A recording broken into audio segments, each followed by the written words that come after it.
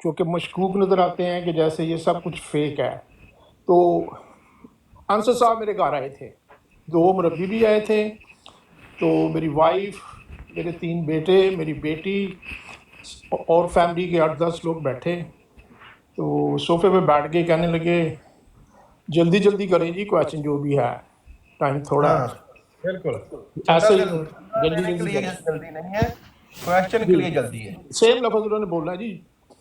تو ہاں میں نے کہا دیکھیں ہم نے ماشاءاللہ کھانا بھی آپ کے لیے بنایا ہے، تو نہیں نہیں وہ بات کھانا کھا لیں گے لیکن کویشچن جلدی جلدی کریں. جلدی جلدی. میں بزنس مین ہوں، میں کوئی عالم نہیں ہوں، تو میں بندوں کو ججمنٹ کر لیتا ہوں، اسسمنٹ کر لیتا ہوں کہ یہ بندہ کس ٹائپ کا ہے. میں نے قرآن پکڑا، وہ بیٹھے ہوئے تھے صوفے پہ، میں نے ان کے آگے قرآن رکھ دیا. میں نے کہا جی جو بھی بات ہوگی اس قرآن پہ ہوگی، کہ کیونکہ ہم مذہبی بحث کر رہے ہیں، جھوٹ بولنے کی کسی کو اجازت نہیں ہے. کہنے لگے جی ٹھیک ہے. تو میں نے مرزا صاحب کی ایک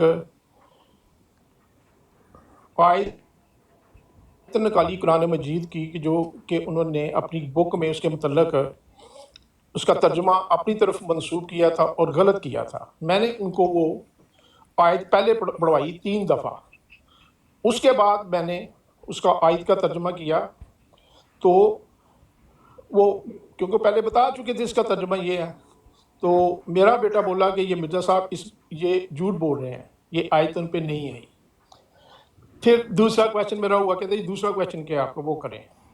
میں نے کہا جی مرزا صاحب نے، یہ ہماری ساری فیملی ہے، مرزا صاحب نے جو کلیم کیے ہیں انہوں نے پہلے مجدد کہا، پھر امام مہدی کہا، پھر مسیح موعود کہا، پھر نعوذ باللہ انہوں نے محمد بھی اپنے آپ کو کہا کہ میں محمد ہوں، پھر انہوں نے کہا میں بروزی نبوت بھی ہے میرے پاس. ہم فیملی والے کنفیوز ہیں، کوئی آپ کو ان کو امام مہدی مانتا ہے، میں ان کو مجدد مانتا ہوں، کوئی ان کو نبی مانتا ہے. تو آج ہمیں ذرا بتا دیں، آپ بتا دیں، اس کی ذرا کلیئرنس کر دیں کہ وہ کیا ہے. تو پلیز آپ کو جلدی بڑی ہے، تو جواب جو میں نے سوال کیا جواب اسی کا دیں، ادھر ادھر کی باتیں پلیز مت کریں. خیر انہوں نے ادھر ادھر کی باتیں کی 15 منٹ تک.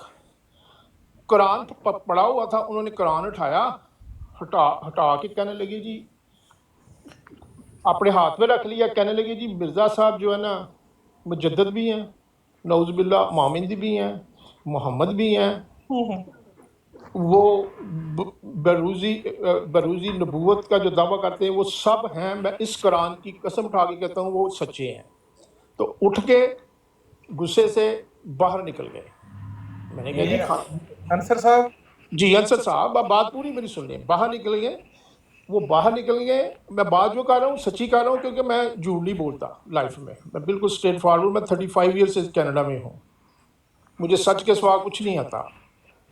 وہ باہر نکل گئے گھر سے، ان کے ساتھ مربی صاحب بھی تھے، وہ بھی نکل گئے. مربی صاحب بہت اچھے آدمی، وہ نہیں بولے بیچ میں، انہوں نے کسی بات پہ نہیں نہ جواب دیا، کوئی بات نہیں انہوں نے کی، بڑے نائس تھے. مربی صاحب کا نام کیا تھا؟ میری وائف کو پتا ہوگا، میں بھی پوچھ سکتا. بتا حبیب صاحب، ہلکا پھلکا سا کوئی بھی ہے. بڑے بڑے نائس ہیں جی. میں آج بھی کہوں گا وہ بڑی دفعہ آئے میرے گھر، وہ نہیں کسی بات پہ نہیں وہ بولے. اچھا خیر میری بات کمپلیٹ پلیز ہونے دیں. جب وہ باہر نکلے، وہ جا کے اپنی وین پہ بیٹھے، پتہ نہیں مجھے کیا ہوا، میں ایک دم ان کے پیچھے چلا گیا. تو میں نے ان کو کہا انصر صاحب آپ نے قرآن اٹھا کر میرے گھر میں آپ نے جھوٹ بولا ہے. میں نے اپنی فنگر اللہ کی طرف اوپر کی، اسمان کی طرف. میں نے کہا میرا اللہ اگر سچا ہے تو آپ کے اور میرے درمیان اس بات کا فیصلہ کرے گا، اور اس جو جھوٹا ہے اس کو سزا دے گا. 2 مہینے بعد جناب ان کو سٹروک ہو گیا. ان کو یہ پوچھ رہے ہیں کہ ابھی زندہ بھی ہیں کہ نہیں. جی بھائی جی وہ بچ گئے ہیں سٹروک سے، وہ ہل نہیں سکتے تھے، اکڑ گئے تھے ایسے بالکل. اور دعائیں کی ہو رہی تھی ہر جگہ، جی دعائیں کریں ان کے لیے، ہل نہیں سکتے اپنی جگہ سے. تو جس کی گواہ میری وائف ہے. پھر یہ لوکل صدر ہے، میں نے ان کو لیٹر لکھا. میں نے کہا یہ میرے ساتھ ادھر مبالغہ کر کے گئے ہیں، ان کا کیا، یہ کوئی ضروری نہیں جی آپ کی وجہ سے ہی ہوا ہو. آگے سے کہنے لگے مجھے اگر وہ سن رہے ہیں آئے میرے ابھی 9 پہ آ جائے میرے سے بات کریں یہ انصر صاحب کہ ان کو سٹروک ہوا کہ نہیں میرے مبالغے کے ساتھ. جھوٹ سچ کا فائدہ, جو جھوٹا تھا اس کو سزا اللہ نے دی اور تھوڑے دنوں میں دی اس کو سزا. اور بالکل میں صحیح اللہ ہے. کے فضل سے مسلمان ہو چکا ہوں. 3 میرے بیٹے کنیڈین بارن, وہ میری بیٹی کنیڈین بارن ہے, اس کا ہسبینڈ, آگے سے میری وائف. اور ہم قادیان سے, ہمارا جو میرے دادے کا گھر تھا گرداسپور کے پاس گاؤں ہے ماڑی بچیاں, وہاں کے ہم رہنے والے ہیں.